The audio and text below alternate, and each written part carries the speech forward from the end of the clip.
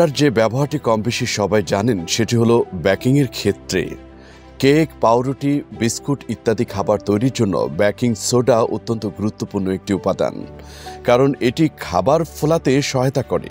অনেকের বাড়িতে বিভিন্ন কাজে বা খাবারে বেকিং সোডার প্রচুর ব্যবহার করা হয়। খাদ্যদ্রব্য বা বিভিন্ন পানীয়ের সাথে খাবার সোডা ব্যবহার না করলেই নয়, তবে এর ব্যবহার এতটুকুতে সীমাবদ্ধ নয়। রান্নাঘরের দেয়ালে লাগানো টাইলসের গায়ে তেল কালির দাগ সহজে উঠে যাবে বেকিং সোডা আর গরম পানির মিশ্রণ ব্যবহার করলে। আবার রান্না করতে গিয়ে ক্ষতিগ্রস্ত হওয়া বাসন থেকে দাগ তুলতেও ব্যবহার করা যায় বেকিং সোডা। রূপার বাসন কালো হয়ে গেলে বেকিং সোডার ব্যবহার তা চকচকে হয়ে ওঠে।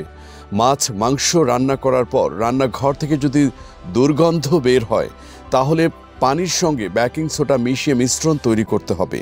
এরপর মিশ্রণটি দিয়ে গ্যাস ওভেন থেকে শুরু করে গ্যাসের পিছনে লাগানো টাইলস, গ্যাসের টেবিল সবকিছু ভালো করে মুছে নিতে হবে।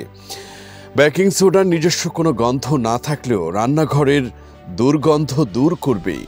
বাজার থেকে কিনে আনা ফল, সবজিতে প্রচুর পরিমাণে রাসায়নিক থাকে। সেসব মুক্ত করার সহজ সমাধান হলো বেকিং সোডা। 2 কাপ পানিতে 1 চা চামচ বেকিং সোডা মিশিয়ে নিতে হবে। এই মিশ্রণে কিছু সময় ফল সবজি ডুবিয়ে রেখে তারপর ভালো করে পানি দিয়ে ধুয়ে নিলে রাসায়নিক পদার্থ দূর হয়ে যাবে। বিশেষজ্ঞদের মতে বেকিং সোডা মেশানো পানি মুখে লাগিয়ে ঘষে নিলে উপকার পাওয়া যায়।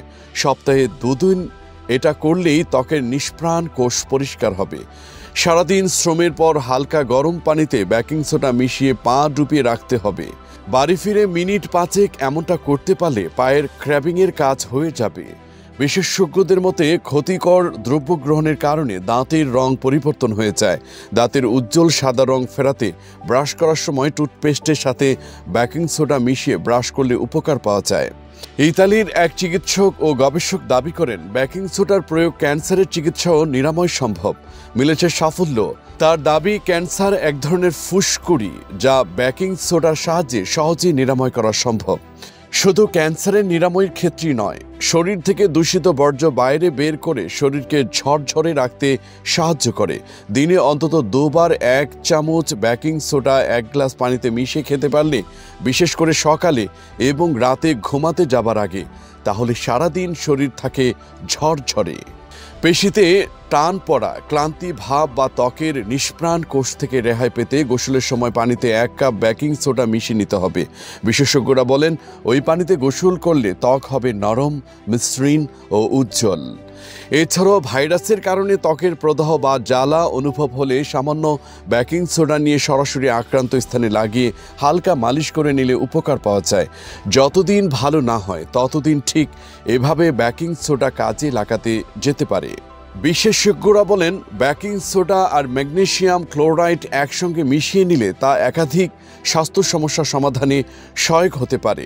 এই 2টি উপাদান একসঙ্গে মিশিয়ে শরীরের কোষ, কলা এবং অঙ্গ প্রত্যঙ্গ থেকে বিষাক্ত পদার্থ আর অ্যাসিড বের করে দিতে সাহায্য করে। যেমন বমি বমি ভাবের চিকিৎসায়, হৃদরোগ, স্নায়বিক সমস্যা, ক্যান্সার ও ফ্লুয়ের চিকিৎসায় বেকিং সোডা আর ম্যাগনেসিয়াম ক্লোরাইড একসঙ্গে মিশিয়ে ব্যবহার করা যায়। বেকিং সোডার পানিতে মিশিয়ে খেলে গ্যাসের সমস্যা দূর হয়। পেটের সমস্যা দূর করতে এবং দাঁত পরিষ্কার করতে বেকিং সোডা পাউডার খুবই উপকারী খাবার হিসেবে কাজ করে। এর অ্যান্টিসেপটিক বৈশিষ্ট্য রয়েছে যা শরীরে ব্যাকটেরিয়া, ছত্রাক এবং অন্যান্য পরজীবী ধ্বংস করতে সাহায্য করে। বেকিং সোডার যে ব্যবহারটি কম বেশি সবাই জানেন সেটি